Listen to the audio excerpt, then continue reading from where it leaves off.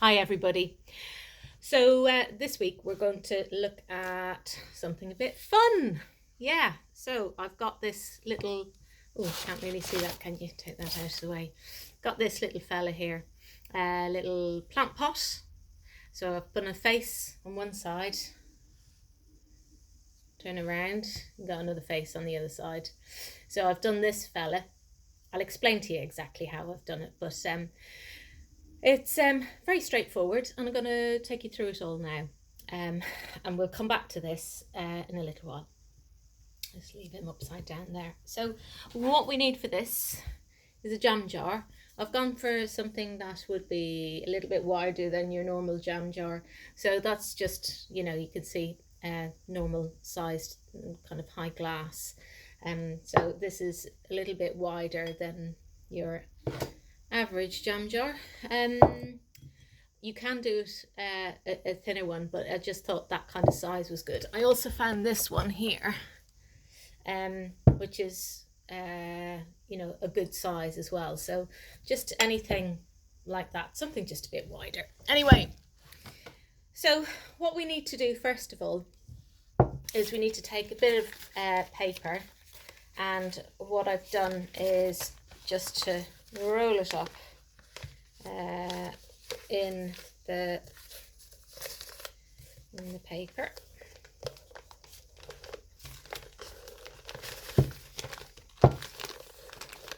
And the nice thing about that is, because we have an opening here, you don't need to tape it, you just scrumple it all back in there. Now I've left this a little bit long, so that what I can do then is I've taken a scissors and just snipped like that, so that I can fold that over, so that it creates just an area on the bottom that helps me, because when I'm taking this out, when we're going to be taking our pot off of here, the last thing we want is it sticking or there being any problem. So I've got that. I've got a little disc of paper that I'm going to put on top, and I'm just going to use the tiniest bits of masking tape, just 3 tiny bits, just because I want to just create that on the top there, so that that's folded over. I like this with sellotape as well. That's too much, so we just need a half of that. So got that there, and one more here. It's just to hold it on so that it doesn't slip about. So that's the first thing. The second thing is we need another sleeve around that. So I have here ready another piece. So what this is going to do is it's just going to allow the clay to slip off of this former when we need it to. If I hadn't made 2 sleeves, one on top of the other, there's more tendency for it to stick. So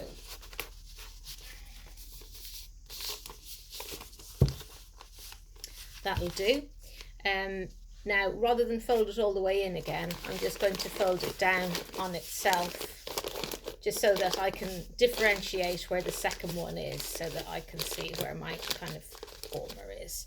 So that's what we have, and we'll get on with the rest. So next thing, now if you want to use a rolling pin, you can. I'm not, because I think there's a really nice kind of patina or patina or surface that we're going to be able to get with this method. And it's also nice to know that you don't always have to have everything. So I've got a piece of cloth, and I've got my piece of clay, and I'm going to just take a bit off, and that's going to be my base. So while I have this, just going to push in those 4 corners so that I have a circle-ish, and I'm just going to, almost like when you're doing the pinch pots, just going to pinch that out. So you'll see the clay is rotating slowly in my hands and my fingers are just pinching that. And if I think it's gone a little bit rectangular instead of either square or round, then I'll just push top and bottom to make it the kind of shape that I want. So there we go. And the nice thing about the pinching thing is that you can feel how thick it is. So if you're consistent with how you're pinching it out, you will feel that it's even all the way around. Okay, so that is fine, absolutely fine. I think that's big enough for me, but I can always come back to it and open it up a little bit more. But that's grand for the moment, so just going to put that aside. We can see that it is approximately the same size. It's over, oops, sorry, it's a little bit over, and that's good. We want it a little bit over rather than under. So now, with the lump that's left, this is going to be the body of it. So all I'm doing is just squidging it or squeezing it in my hands, just to give it a bit more of a column shape to it, and the same here. So just one hand turning the clay and the other hand in this area, just getting it into that kind of log type shape. Just going to make sure that there's no crevices and holes in the end by just smoothing across like that.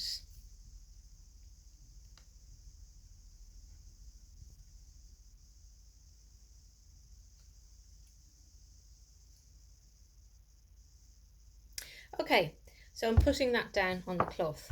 I'm going to stand up to do this now. And what I'm going to do is I'm going to just use my hand to push that clay. So I'm using this part here, and I seem to have got a little bit of thread there, so I've just taken that up. Now I'm just releasing it off the cloth every so often. I'm just going to continue just to push that, and what you will see happening is that it's gently oozing out, but it's also oozing into a kind of oblong shape where the two ends taper, and I don't want that.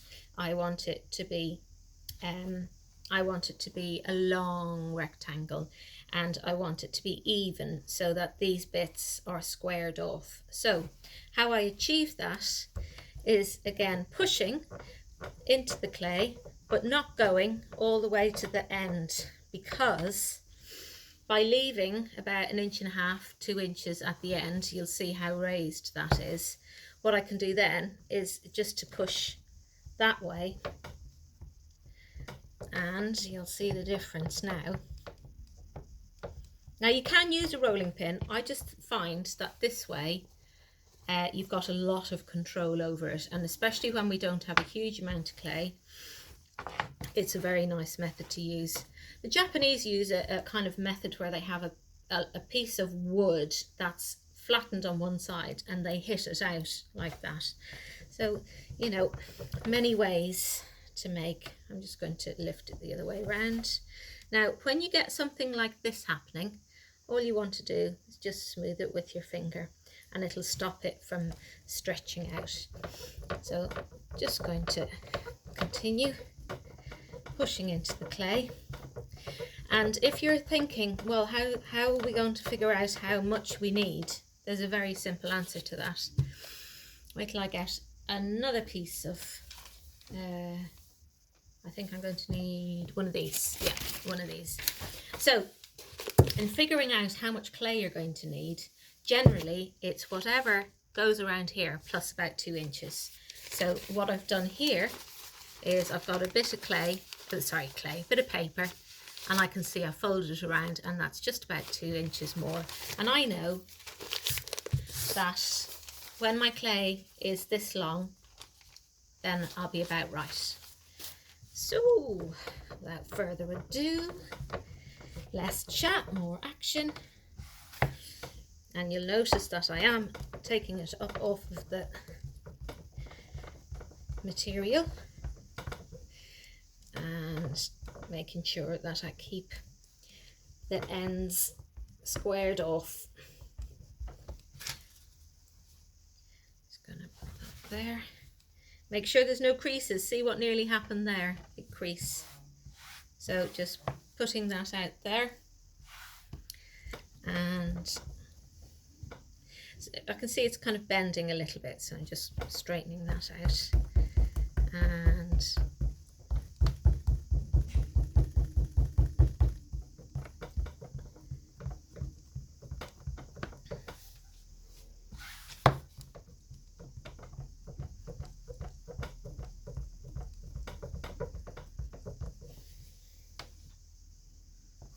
okay, let's just see how we're doing there. About an inch, maybe a little bit more. So I'm just going to push it out at the ends.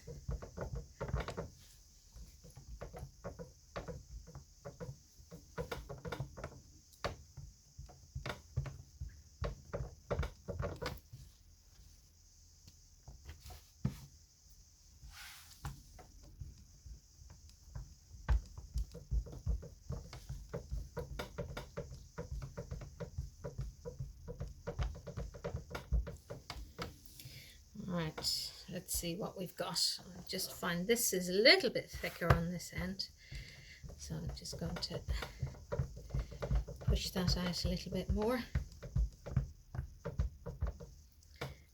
and push that there. Okay, let's check on how long. Oh, I'd say that's pretty good. Pretty good. Could do it just a little tiny bit longer, because I'd rather cut an extra bit off so that it all lines up well. You'll see what I mean when we're doing it. Okay, so I'm happy with that. Now you can see that it's all got a texture on it. Yeah, well, that's fine. I'm quite happy with that. In fact, I'm taking my fingers and just going like that, because this is a surface that I use in some of my work, and I just love it because it has a kind of beaten feel to it. So some of you who may have come across jewellery that have been hammered, it's just the same kind of thing, and it just has a really nice feel to it. And if I take a rest on this for a moment and show you on this one, you can see where that texture is on there. So it doesn't look odd. Well, maybe you might think it looks odd, but for me, it's a texture that I think works well. So back to here. Now, I also know that I want a straight line on one of the ends. So I'm just going to take this piece of paper here, and I mean, if you've got a ruler or a piece of anything that's straight, I mean, if I was at home in the studio, I'd use a steel ruler, but I'm not. So all I want to make sure is that I can get a straight enough line. So I'm just using the edge of this newspaper as a guide. So I get this. Marvellous. So now I'm going to turn this the other way around, because I'm going to wrap it around this. So that's the top, this is the bottom. So I'm just going to put that there. Actually, it would be useful for you to see how far in I'm going. So what I'm going to do is move a few things so that you can see this a bit better. That way out. Okay, so when I'm putting it on, I'm not putting it right at that very edge. I'm bringing it in just a little bit. Yeah, you can see that. And the reason being that I want there to be enough to be able to stick on to here. So I'm hoping that this, yeah, lovely jubbly. I love it when a plan comes together. Isn't that what your man from the A-team used to say? Okay, so I'm going to just cut that, not cut, I am going to cut it, but I'm going to overlap it so that the bottom is flush with there. And what I'm going to do is I'm going to cut at an angle. Now, just a little reminder. Okay, when you cut straight like that, you've got two pieces that no matter how well you join it, there's not a huge amount of surface tension that will hold that together. So what we tend to do is to cut on an angle. Yeah, so cutting on roughly 45 degrees like that. Then what you end up with are two areas that then when we stick them back together again, when you try and pull them apart, there's so much more surface area holding it that it grasps each other much better. So I'm going to turn this just so that you can see. And I am going to, I wouldn't normally tilt it because I don't want to make the clay dent on the other side, which is what's going to happen, but I just wanted you to see what I'm doing. So taking the knife at about 45 degrees, and I'm aiming at going straight up like this because I've got a good join and I'm happy with the way that the clay meets. So I'm cutting into the clay all the way through, so that allows me to get rid of that bit, peel that back, get rid of that bit. Yeah, it's all sticking. It's sticking to itself. So I just need to peel it off more carefully. Or just try and take it off here. I'm always glad when things don't go quite to plan because it's important for you guys to see that things don't always go to plan. Okay, so now I'm going to scratch these two areas with my knife. And also there. So the two areas that I'm joining, I've scratched. I'll come back to this, but this is just a little bit of clay slurry, and I'll explain to you how I made that. Because I know you'll all watch the video first and then you'll do it, rather than getting all your stuff out at the one time. So I'm just painting. Well, when I say painting, I'm splodging the slip-on because I want to make sure that it gets inside those crevices. So I'm just taking that up, allowing it to join on there and pressing onto the clay. Now at this stage, what's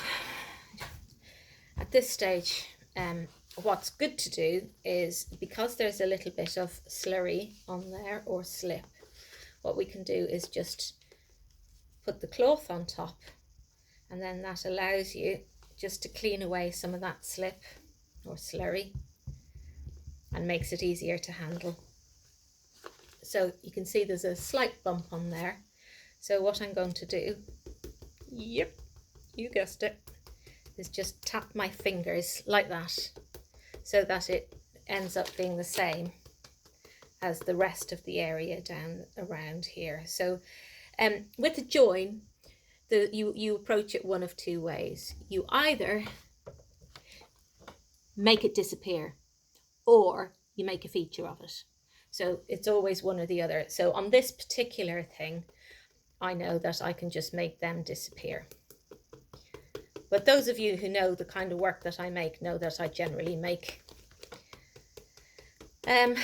embrace the join. It's not to make a feature of something. I really don't like that phrase, but it's kind of embracing and showing how something is made. So I'm just putting a few more finger marks in there, just tapping it on so that I've ended up with something that's fairly homogeneous like that. Okay, so that's grand. It's a little bit up and down, but I'll show you what to do with that later. So the next thing is the circle. I need to make sure that that circle is big enough, and it's just a little bit on the small side. So I'm just going to pinch it out just a little bit more, making sure that I'm pinching from the inside to the outside. Otherwise I'm going to have a thick bit in the middle and then thin bits at the outside, which is not what you want. So here we go. Talk amongst yourselves.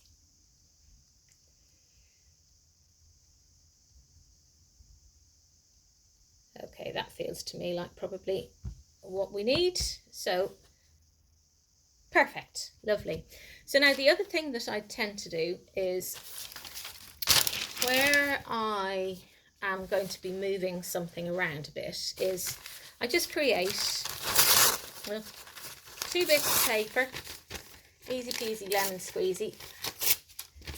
So I'm going to cut that in half, and the reason for that is that when you have your clay, you're going to have to move it around, and the easiest way to move it around is like that, because you've got one piece of clay paper that the clay will stick to and the other piece that it'll slide on, and you don't want to be picking up the clay and down, and because you'll end up creating holes in it or whatever. Anyway, so what I'm going to do now is I'm just going to make sure that I scratch all the way around there. Whoops.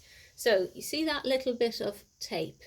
That would be a problem. So I've just lifted off the tape, and I'll show you now. I've lifted off the tape and just tucked it inside, because it's important that there's nothing obstructing here. Otherwise you'll end up with a leak. If you've got a plant pot, you certainly don't want a leak, unless you're going to make a saucer for it, in which case you really will want a leak, but I'll explain that to you in a little while. Okay, so we got the bottom area scratched like that. Just put that over there. And again, just going to... Now, when I say scratch, it's not cutting, it's just disturbing the surface. And, oh yeah, I've got another one of these little circles. So I can put that in there, and that'll also help me to understand where the join is going to be. So just allowing that to scratch all the way around, because it's very important that we get a good join. Okay, so once we've done that, we want to take the slip and poke that into the scratches. Don't worry if it goes on top of that thing there. And also going to do the same thing on the bottom of there, just putting that all the way. There he is again. He's determined to cause a little bit of problem, isn't it, that little bit of paper? But it's all right, we've got its number. Just going to stick that back in again.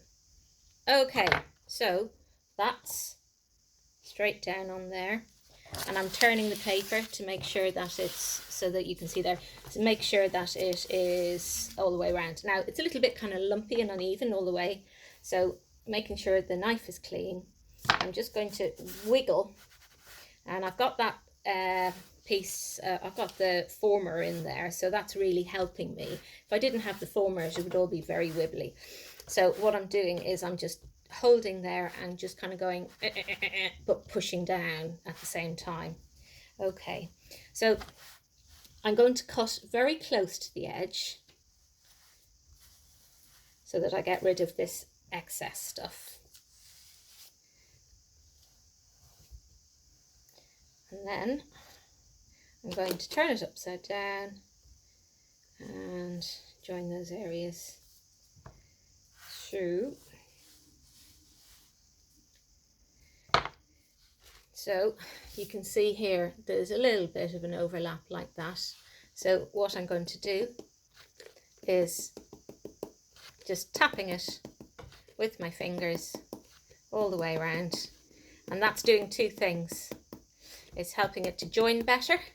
It's also getting rid of any potential little air bubbles that are in between. So I've kind of got this seam. So because I personally on this one would like it all to be quite homogeneous, I'm using my finger to join that in.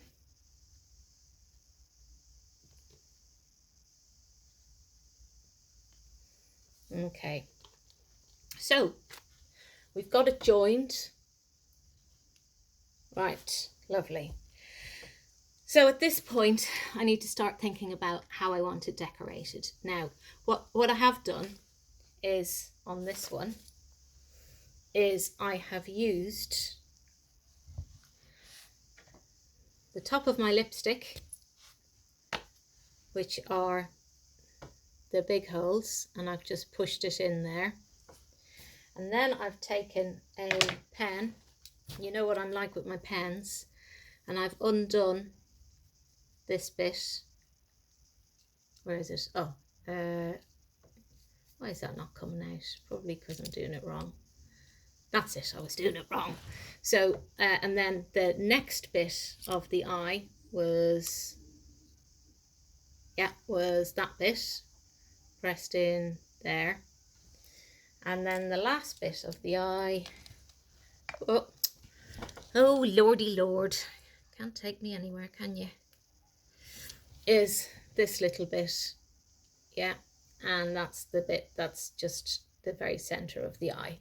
And to make this fella just feel a little bit more kind of quirky, I put the eyes looking to one side, just for a bit of fun.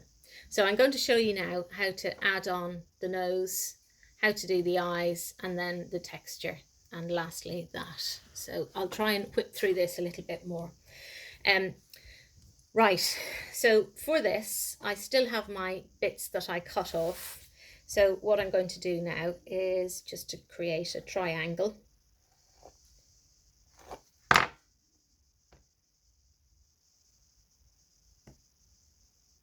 So there's one triangle. I'm going to put that straight back on the clay, and I'm going to use that as a template, and I'm going to cut another triangle. 1, 2, 3. And I'm going to look at them both together and just make sure they're about right. The underneath one is just a tad bigger than the top one, so I'm just going to make sure that that's the same. Happy out. Okay, so we've got 2 pieces here like that. So what I'm going to do now is decide where they're going to go. I'm going to put 1 on each side. If you wanted to, you could put 4 on there. It's entirely up to you. So that I'm going for 1 here and 1 on this side. But if you wanted to, you could have 1 there, 1 there, and 1 there. It's up to you. So what my intention is, I'm only going to show you this on one side, but I would place it where I want it to go. I would look at where that is, and I would run my finger across to there, and I would place that on the opposite side so that you've got them equidistant. So then to join them, what you want to do is, when it's on there, just mark slightly. Actually, I wanted that one up a little higher. Is to mark on there where you're going to add him, like that. We're going to just scratch the back.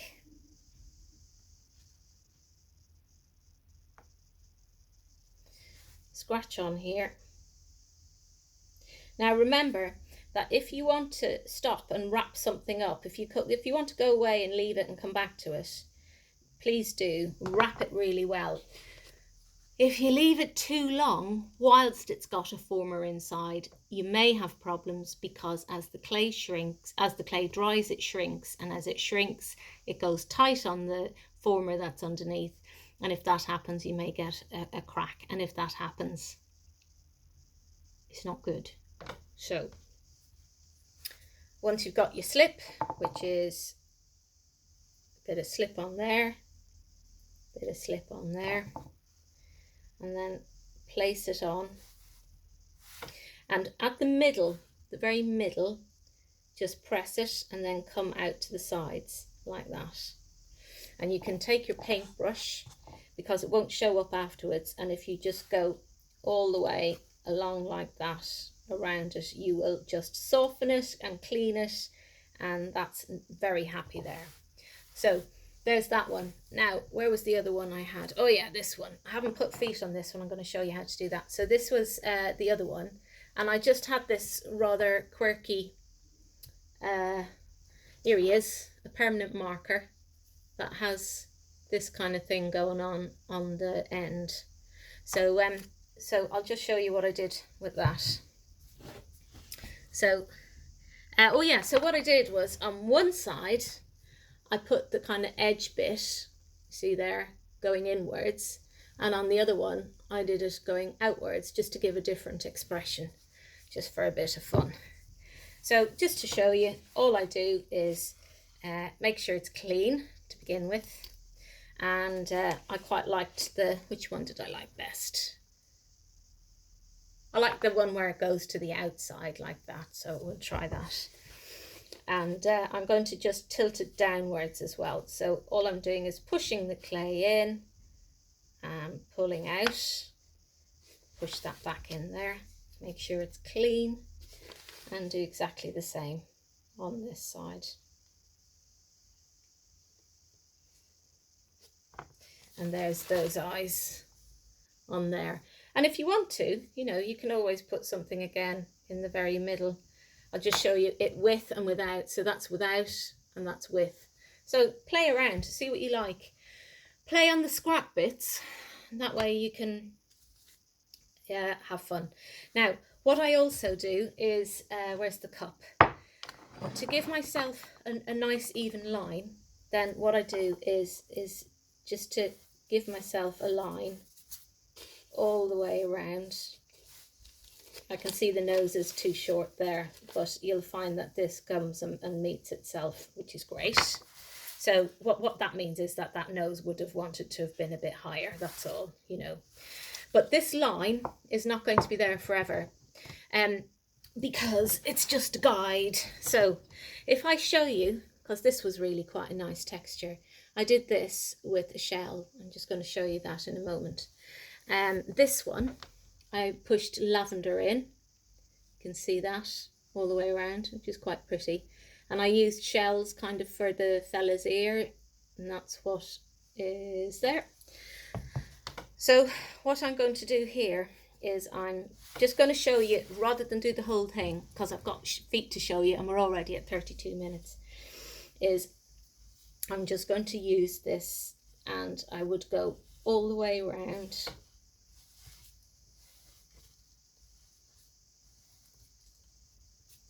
All the way around, and then I would go on the next one.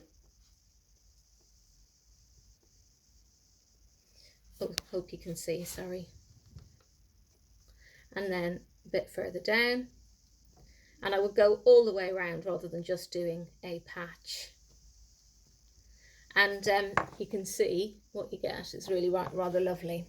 So the next step is let it dry a bit, because as you can see, it's a bit wibbly still. So what I've done is I've let this one dry off a bit. So it's a bit like Parmesan cheese in terms of how firm it is. And I've also made these little feet. So I just want to show you how to make them. Very, very simply. Where's my bit of clay? So all I would do is I would take a bit of clay, just squidge it into roughly a sausage shape. Doesn't have to be too particular. And I'm just going to roll it so that it has a smoother surface rather than the lumpy one. And then I would think about what kind of size I want. Now, what you could do is, if you're not sure, then you just take some of your spare clay and play around with kind of going, oh, should it be this tall? Should it be square? Should it be whatever? You know, have a play. But I decided on this because they're just quite sweet. So what I would then do is make 4 feet that are all exactly the same size. So how you, oh, you can't see, can you? Honestly, can't get the staff, can you? So I've got this little fella, line him up here, and just going to cut that, then line it up again, and last one. Okay, so then you've got the 4 of them. So you would do this to each one. I'm just pinching in the very bottom area here so that it's more of a kind of carrot shape like that. And I would spend just a little bit of time with my fingers just smoothing it out, and I would get each one of them nicely finished so that I end up with 4 like that. Each of the 4 you want to scratch the surface, and you also want to scratch 4 areas on here so that you're ready to put your slip on. So I've already done those earlier, so I knew it was going to be a long one, so I thought I would try and prep as much as I could. So 1, 2, 3, and 4. Okay, and I'm just going to place them on. Now where I placed these was I took the eye and I just went straight down with the eye, and that gives it a nice way of kind of figuring what's a good kind of proportion to do. So 1, 2, 3, 4. So what's really important is that you wiggle them on securely, because if they're not wiggled on securely, you will have problems where they kind of lift off or crack. So what I'm going to do is just make sure that I have them as joined as I can so that it's all smoothed out. And I'm going to take my paintbrush, and again it's just a nice finish to go around there. Oh Lord, I tell you, I'm so looking forward to a cup of tea. Right, so that's that. So now they're all kind of quite pointy on there, so all I want to do is make sure that when I put it down it's standing evenly. So I'm just making sure that it's level on the top. So let's see, there we go. Now the second last thing. So what you can do is, if you'd like this to be a straight planter so that you're putting your plant in and it's going to grow in there, then what we want is a drainage hole in the bottom. There's several ways to do that, but in terms of what you've got at home, it's just literally to cut a circle out there. Just go in and circle it like that. And then what you will need is to have this sitting on some kind of a saucer, yeah, for the drainage. Alternatively, you don't put any holes in it and then you put your plant inside it. And I have to say, they do look really rather groovy, because when these are the eyes, it makes it look like, you know, if you've got something, especially like a spider plant or something, it looks like they've got rather groovy hair. So that's it, except for the last thing. You know what I'm going to say, put your name on it. That's it, put your name on there. If you want a pack, put your name on it. If you're not that bothered, don't. But please put your name on it. Okay, brilliant. Good luck. I don't think there's anything else. Sorry for taking up so much of your time, and fast forward through it all, you know. Okay, bye-bye.